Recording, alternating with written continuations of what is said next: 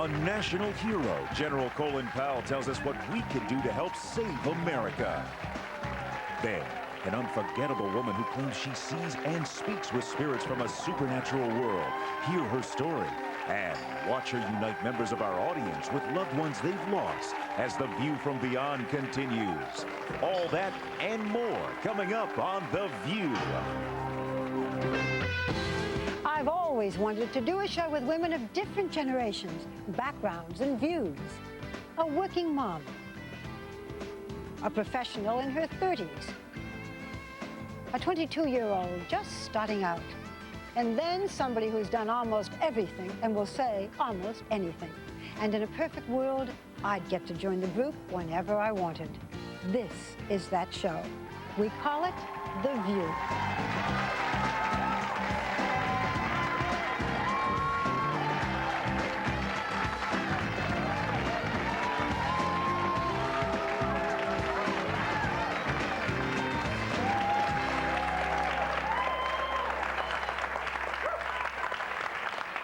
To sue. We have our lawyer right here. Sue away. Who are you suing? She just fell. Tripped over the rug. There are a lot of accidents, people tripping over rugs. Oh, I am suing the American Broadcasting Company. Get me the No. You're suing Disney. Deep pockets. Deep pockets. Think big, Barbara. Yeah. Let's get Michael Eisner on the phone right now and see if Barbara will go through with it, okay? It's live TV. I think we could get him, Barbara. Actually, he's Hi, watching, everyone. I bet he loves our show. Yeah. There you go. You better. It is Tuesday, November 18th, and welcome to The View. In case you don't know what you're watching, that's what this show is, and we have such a great guest today. There are so few American heroes that are left, and we have one of them, General Colin Powell. Thanks for joining us. I brought my book. You brought your own personal book? I brought my own personal book. You know, we here on the show receive a number of books from our guests, but this one I bought a long time ago, and I was so honored to be able to meet him. And he just signed it for you in the He just back. signed it for me. And he is actually waging a new war. He is fighting against apathy and poverty and ignorance and for saving America's youth. And he has this little logo. Can you see this, guys, on all of us? We're wearing our little red wagons. He's in the green room right now, and he gave us each one to wear. And it's really the symbol for America's Promise, the Alliance for Youth, which is his organization. And he hopes through volunteerism, I guess, to get help for kids and put them on the right track. Right, he said every little kid should have a little red wagon. That's why it's the symbol. And here we go. We all have ours. Yeah, we do. And you're going to speak with him, right, Barbara? You've talked to him before, so. Talk to him before. I consider him one of my. No, we did the first interview with General Powell. You know what we immediately start fighting with him yesterday, right? I'm feeling like that Saturday Night Live skit. I just went back riding with him. And you had lunch with him the day before. We did the first interview. Notice the we. Queen and I, we. We did the first interview with him after he left the military, and just before his book came out, we traveled to Jamaica to where his father had been born. We spent a good deal of time, and everybody knows how I feel about him. I think he's one of the great men, and he's also great fun. So we're going to talk to him. We're going to put him on the spot about a couple of things as well as volunteerism. So be prepared, General. Good. I think he can handle it. Yeah. And we're also going to continue to explore the view from beyond. Today we're going to meet a woman named Rosemary Altea, and she looks just like any of us, but she's a best-selling author and also happens to have a very special gift. She's a medium.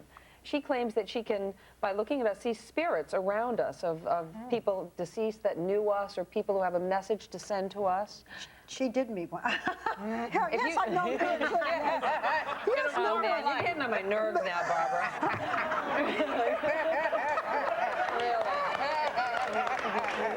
Nevertheless, she talked to somebody.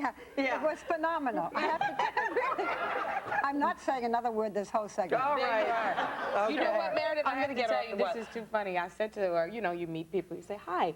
I said, hi, I'm Star Jones. She said, I know. And I thought, what do you mean? I know. You're on national television. No, but you know what, Debbie? With anybody else, you go, oh, yeah, thank you. But like her, you went, okay, so I can't wait to talk to you. We want to get on to our hot topics. And first, something that was in the paper today, which is really interesting, and it's going to be in the January edition of Premier Magazine. Apparently, Princess Diana may have been getting ready to bring her magic to the silver screen.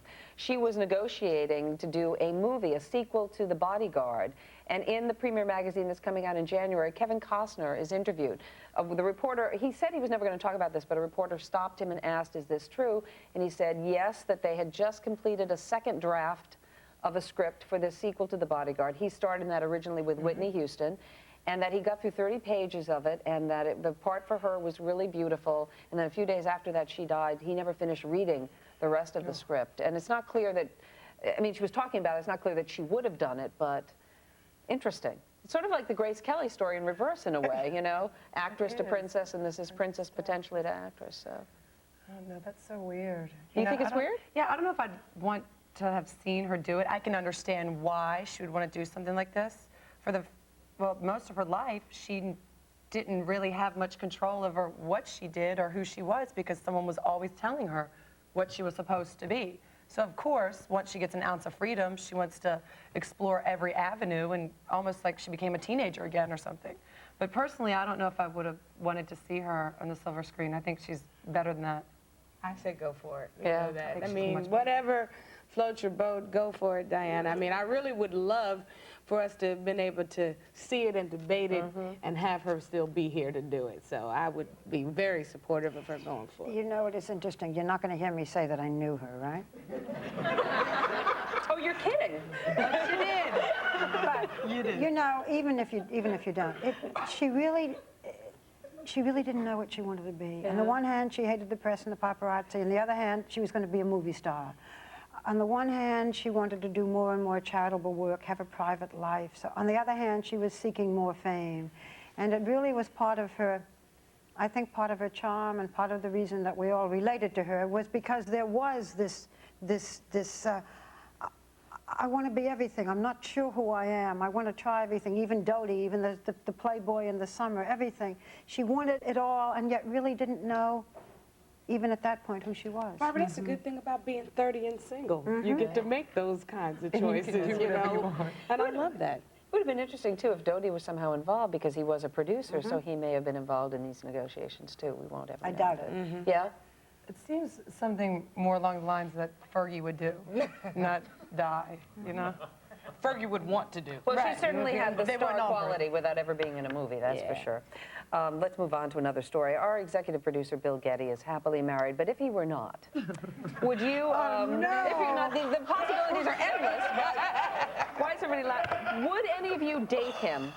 I do on a regular basis. Oh, you do? We do. Wait a second, you're the lawyer. I know, we go out all the Oh, time. but I mean I date, know. because it turns out office romance is up. 30% of employees gonna say die. they date within the within the office setting. Yeah, but you know, I think of all the women we reach at home who are saying, well, just a second, my husband goes to work and now there's all this hanky-panky. There used to be laws, and in many companies there are. And you Still, know, yeah. and when I worked at NBC, if you got married to somebody at the company, one or the other of you had to leave. leave. That is not the case here at ABC, but there are many companies where if you get married, one of you's got to be out. But a lot of companies are reevaluating their policies because that's the only place people can meet people anymore is at the workplace. And a lot of companies are installing security cameras. I have a story about a place that I used to work where these two people were caught on camera in the stairwell, you know, kind of exposed, if you will. And the security guard sold the tape to people at work, dubbed it, and sent it around the office. We live terrible. These people work there still to this day, walked around with their heads hanging down shame. But you know what? They got married. Oh, they did, yeah. Yes, so what? So what?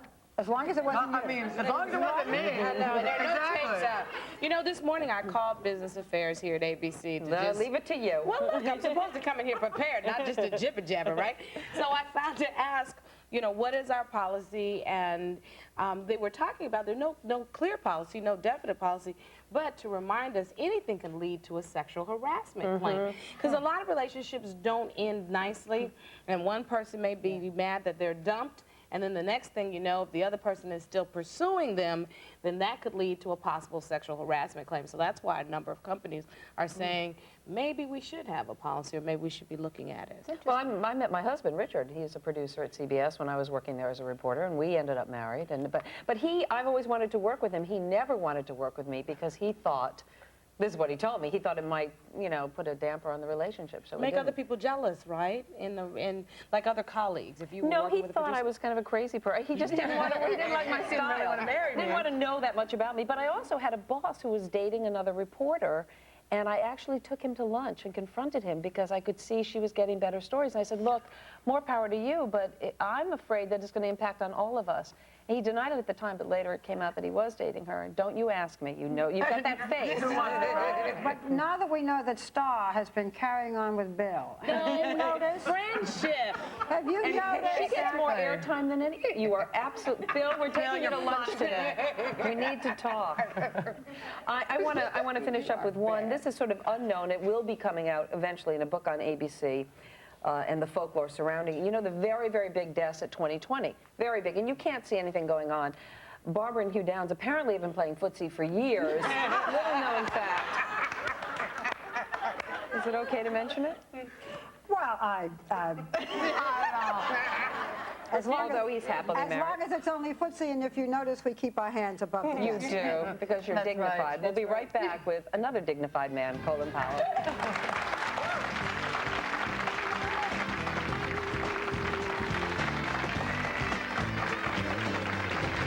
Who are the forgotten Americans? General Colin Powell speaks out for America's youth next. And what happens to our spirit when we die? Meet a woman who claims to have the answer. Later on The View from Beyond. Of the most admired men in the country, General Colin Powell.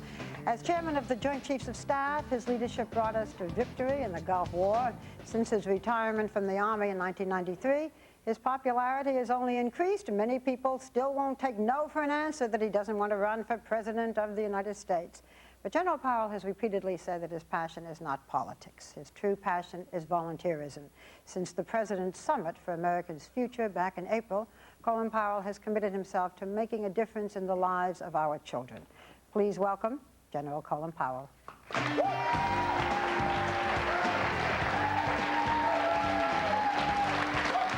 Hello, my dear. Can I kiss you in public?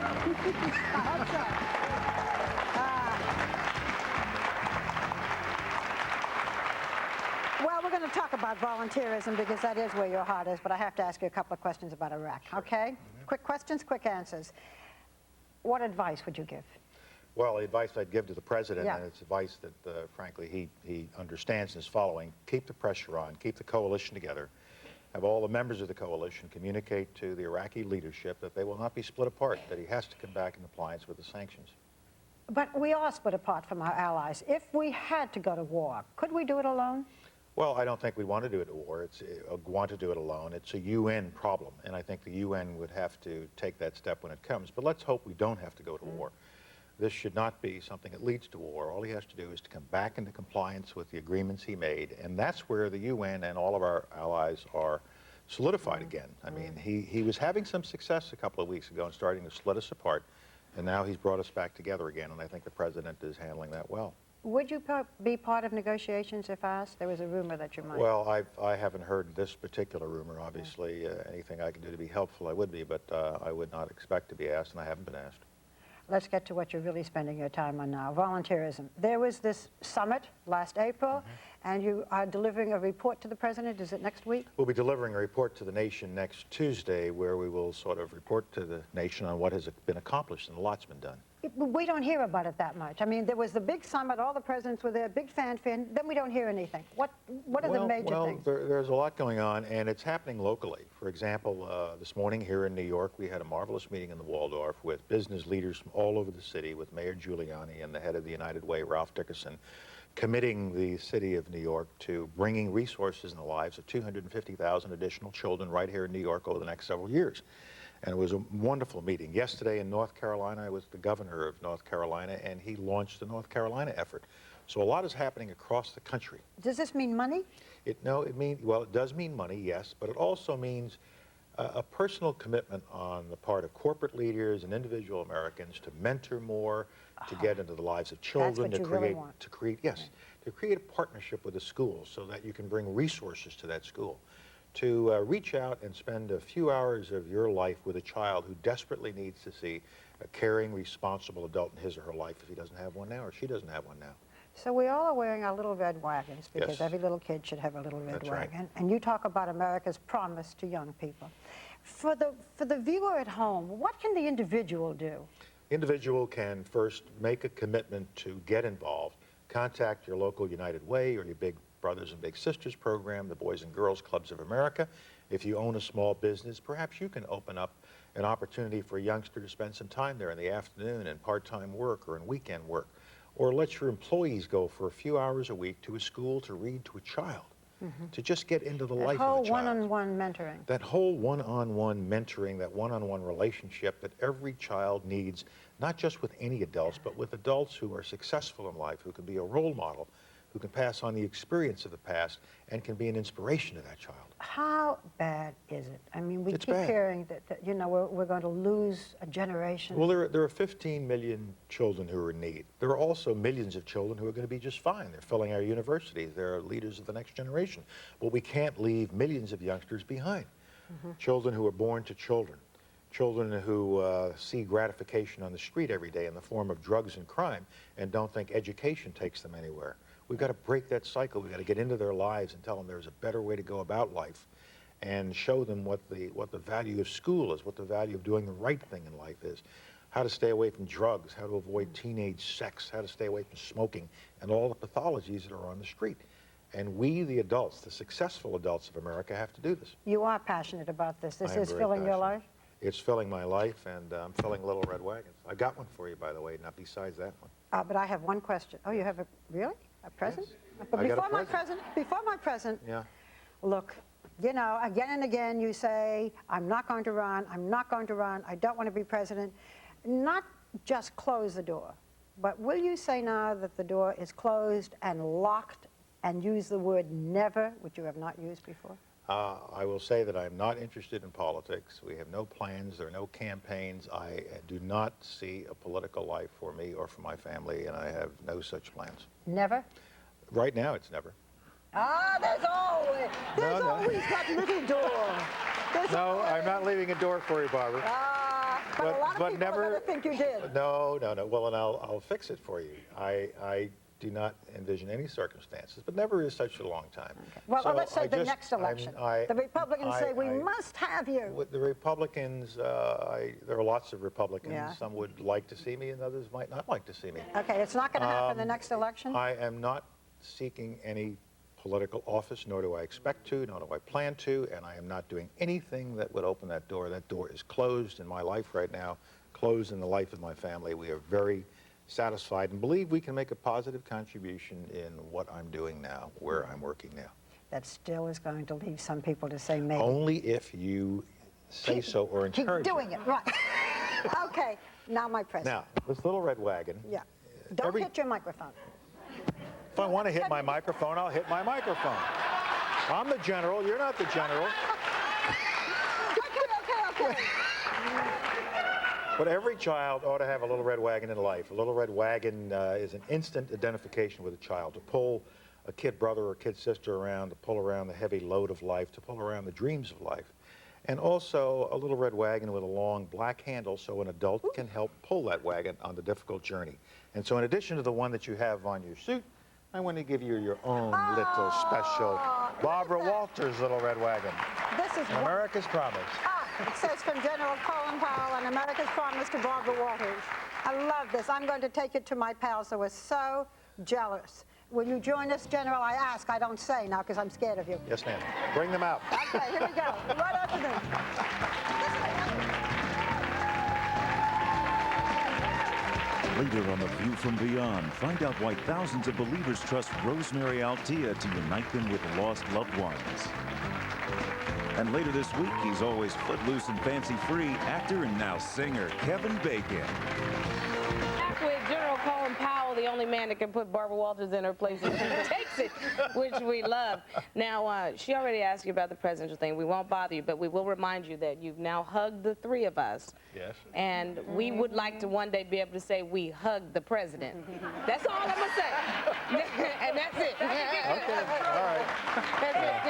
Yeah. That's all I'm going to lay out there for Okay, you. Star. Okay, fine. Okay. We have some wonderful guests You do in our indeed. audience today. Some representatives from the junior ROTC program at a high school in Brooklyn. And you guys, I have to imagine, are happy to come and visit with the But general. that's a surprise. They are yeah. not here because of you. No, but I'm They're so just- proud of this program that the young sergeant on my left, raise your hand, Sergeant, retired from the Air Force, and now he's working in a high school to bring that sense of structure and discipline to young students coming along. And the two cadets sitting next to him, raise your hands. They're benefiting from the role model that this retired sergeant is doing. So he's continuing to serve his country in a new way, just as I'm trying to do it in my retirement. Thank you, Sergeant. Yeah. And then-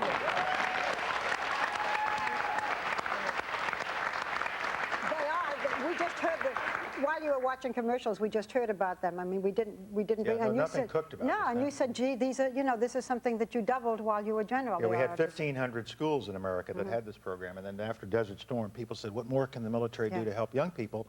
So we doubled this to 3,000 schools That's across wonderful. America, and they're spreading like wildfire, and they're terrific, terrific programs. Well, we're going to add some of the information about the volunteer organization onto our website today so that Great. people can continue Great. to find out what you're doing and what they can do to get involved. That's terrific, and we have a website called americaspromise.org. So we'll make sure we do a link to that. Thank Hey, you. we're high tech Terrific, here. yeah. Let's do the question of the day.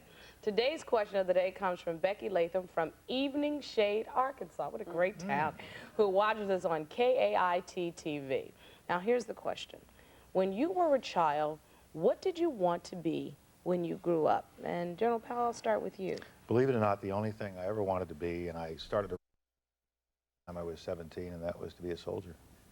By the time I was 17 and entered college and in ROTC, I knew that was my desire, my love, my avocation. But as a little kid, you really were not a big, It's you a were little- not no, a great student. Or I was no, I was not a great student. Quite the contrary. But I grew up at a time we had 4 years of World War II and 3 years of the Korean War. So by the time I was 17 years old, I had seen war for about almost 9 years, and the military had made a great impression on me. So the only thing I wanted to really be was a soldier. Was that to give service back? Give service back, and the excitement of being in the military, the adventure of leaving New York City and traveling the world. Okay. Well, you did it. Yes. Boy, Not you bad. really did it. Big time soldier, the #1 soldier. Go ahead, Meredith. Well, I didn't do mine. I always wanted to be a veterinarian when I was a little kid. I always wanted to take care of animals. And then I actually saw an animal who'd been hit. And I realized I was too emotional to really give it the kind of care that it needed. So now I bring animals into the house. I got 3 kids. Those are 3 animals right there, and a dog and 2 cats. So. And your husband. And Big Shaggy, the husband. You kind of take care of us, too. I don't know what that means. Go ahead, Deb. I wanted to be a bus driver for about 5 minutes because I was 5 years old, and the first smiling face I saw when I left my parents was my bus driver, Miss How sweet, Dotson. of course. Nice to sit beside her and watch her change gears, and everything went wrong, and here I am. I listen to you and you sound just like my daughter who wanted to be a veterinarian, still does work with animals, but just gets too distressed when she sees them in trouble. So she sounds just like you. Anyway, I wanted to be an actress, not just an actress, but a dramatic actress. But I knew as I grew older that the day that I got turned down, you have a daughter who's an actress, Yes, a good one. I did. The day that I got turned down, I would take it so personally. So I never thought, took care of that. I became a writer on television. Never, ever thought I'd be in front of the cameras. And now I can be a dramatic actress. You can do whatever you want, So Barbara. now we know where the 2020 comes from. All right. I chose, from the time I actually could speak, I knew I wanted to be a lawyer. And it really comes from my grandmother watching the soap operas. And it was actually another world. And there was this woman on there who always got in trouble, and my grandmother would say, you know, that little strumpet needs a lawyer. I said, Grandma, what's a lawyer? And she told me it was someone to get you out of trouble, and I thought that's what I'd like to do, is be able to get people out of trouble. I ended up being a prosecutor and put people in much bigger trouble. But I don't know where that came from. General Powell, will you come back and visit us again? I would love to. It's been Get a us great involved. We'll give you our hands and our time. Well, we thank want you so much. guys to get involved out there. Very special thanks to you. Much luck on the project. Give our best to the president and all the big mucky mucks that you talk. And thank you for your support and letting me take this message to the people. Thank you. We'll be right back. Stay with us.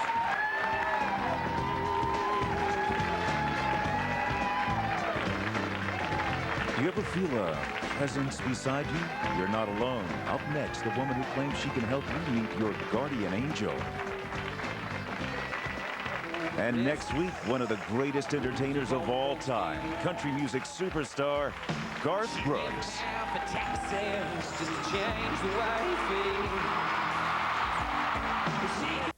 This is the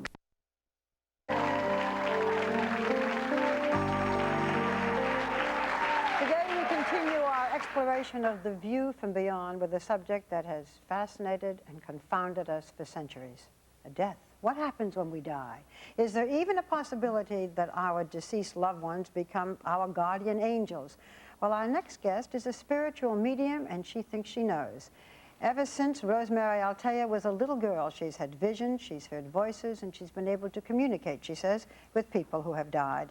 Some of the world's most influential decision makers speak to their dead relatives and friends through her, getting advice on relationships and career plans and destiny, and she has done a little bit of it with me.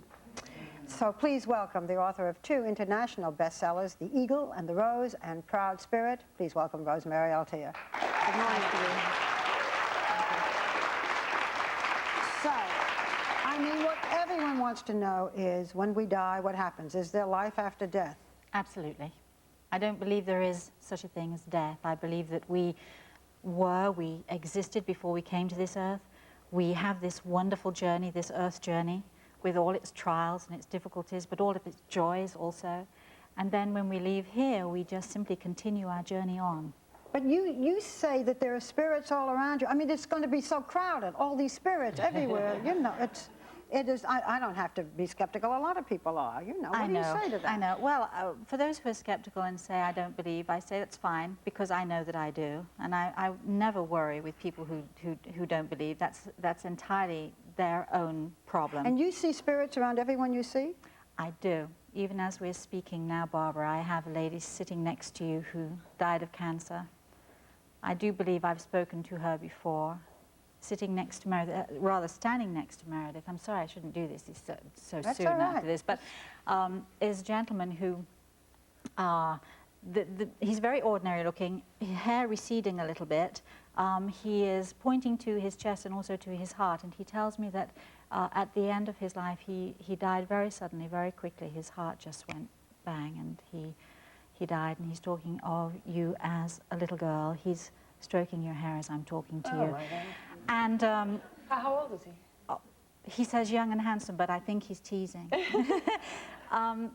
I don't know how old, but you said to me, Barbara, you know that you recognize? he's nodding. He's nodding. He's just so excited to be here with you.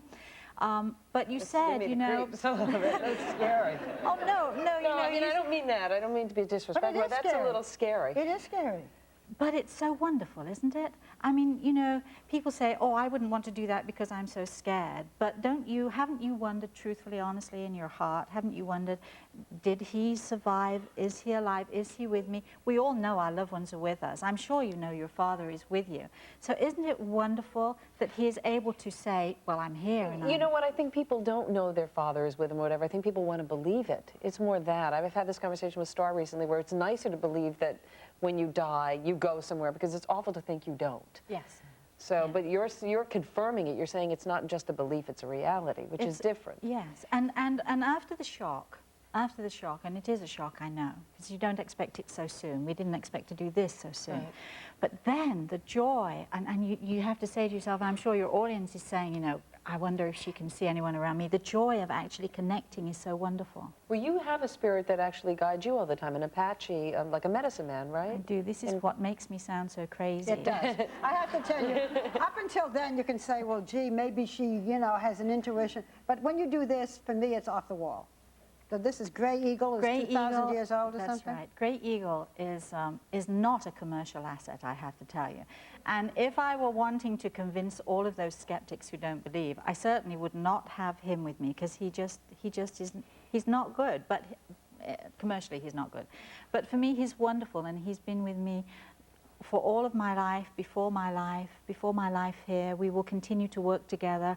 What does he after I do, leave Grey here. Eagle, this ancient Apache? He's actually quite young and handsome looking, really, Barbara, I have to tell you. Don't think I'd like to carry an ancient old man around with me. But what he does is he helps Meredith's father, for instance. He helps your family here. He helps those in the spirit world to make the connection. You know, you can imagine your father might be rather nervous about doing this, and can I do it, and will it work, and so on. All of the nervousness that he might feel. And so Grey Eagle will be talking with him, calming him, helping him, and also helping me to make that connection. What is he saying to Meredith, her father, if indeed it is? See, that's what happens. I You then say know. who it is, so, but... Well, what he's saying at the moment, I'm asking him, he's been actually quite quiet while we've been talking, but if I were to say to him now, he's listening. He's listening. No, I think he already did that. I think he'd sized me up maybe weeks ago, which is why I'm here now. I would say that the message is a very simple one. The message is one of love.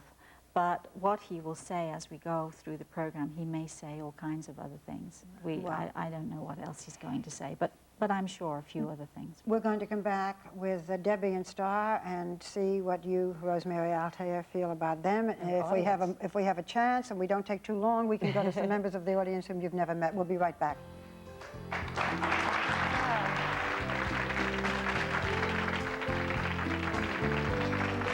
Tomorrow on The View, here comes the judge. Winona, that is, belting out those country blues. And are the events from a past life holding you back in this one? Meet this country's leading expert on reincarnation tomorrow on The View from Beyond. Star has a grandmother. If you've watched this program, she talks about her grandmother all the time. How is she, what can you tell her so that she really knows? If you knew how she died, though. Well, she said she died gently. She Right? certainly Very, did. very peacefully and very easily. And, you know, it's one of these... So you do believe this? Well, I didn't need Rosemary to tell me No. that my grandmother But was here. we're also trying to, you know, to say that what Rosemary sees is indeed so. If she tells me that my grandmother is tugging on her shoulder saying, "Get to Star," she's got my grandmother. There's no question about that. Somebody next to me? Oh, darling, I missed you, almost missed you. Don't miss me. I'm looking and she's such an interfering lady. She just is, you know, she's saying, wait, I haven't finished yet. But yes, I am glimpsing a gentleman standing just to this side of you. He was quite an old man when he passed, and he tells me he had some real difficulties with his chest, with his lungs, and with his breathing. Sort of a bronchial or an asthmatic, that kind of thing. Also, when he died, he tells me it was very sudden, very quick, but he was sick for quite some time before he died with his breathing. And he has his hand on your shoulder, and he just is saying, she's my little girl, she's my little girl. And he just is saying, I'm with you, I'm always with you. Do you know who that is, Debbie? My grandmother. Well, I think this is a good moment for us to stop now. And we'll, I think we all have to take a deep breath. We'll be right back. Stay with us, please.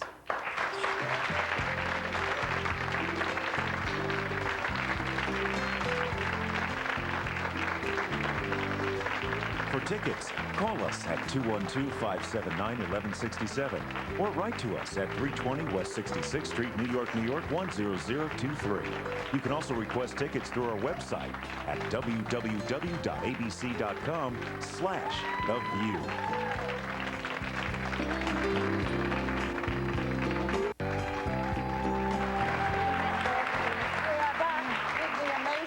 Rosemary, I'll tell you, you're looking at Meredith now as I talk, because Meredith, I think, is still struggling. Each of us would love to have our own stories told, but I'd like to ask a general question, and that is, you've said that you've met Christ. Is there a heaven and a hell, and if so, what is it? We now have this enormous universe. Where is the heaven and the hell? I don't think there is a hell in the way that the Bible talks about a hell. I don't think there's a Lucifer and who stokes the fires. I think that for many of us, often our hell is what we go through on this earth here. And for some of us who are lucky, our heaven is also what we have here and what we experience here. I think that our heaven is little pockets of happiness, little pockets of wonder. And I think that those little pockets of wonder and those little miracles come from God, and they come from the light. That hell comes from that negative side, that awful side that drags us down and pulls us down. And when we die, our consciousness remains. When you've talked to each of my friends. Oh, here. it's more than our consciousness, Barbara. When we die, we take with us what is known as the etheric body, the spirit body, which is the same size, same shape as our own body. And we're not this bodiless thing that floats off into the universe, never to be seen again as a real person. When I saw your father, I saw a man, a real man. So you take the body, the consciousness, and the ability to communicate. We take our feelings too.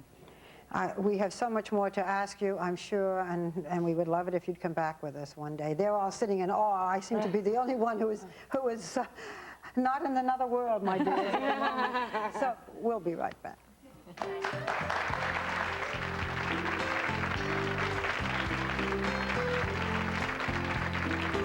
Our gratitude to General Colin Powell, to Rosemary Altea. Tomorrow, Winona Judd and this country's leading expert on reincarnation, a medical doctor who has actually hypnotized you, Meredith, and Debbie. He has already done it. You will watch tomorrow as he takes them back to another life. You won't want to miss this as The View from Beyond continues. Right now, have a great day, everyone, and take a little time today to enjoy The View.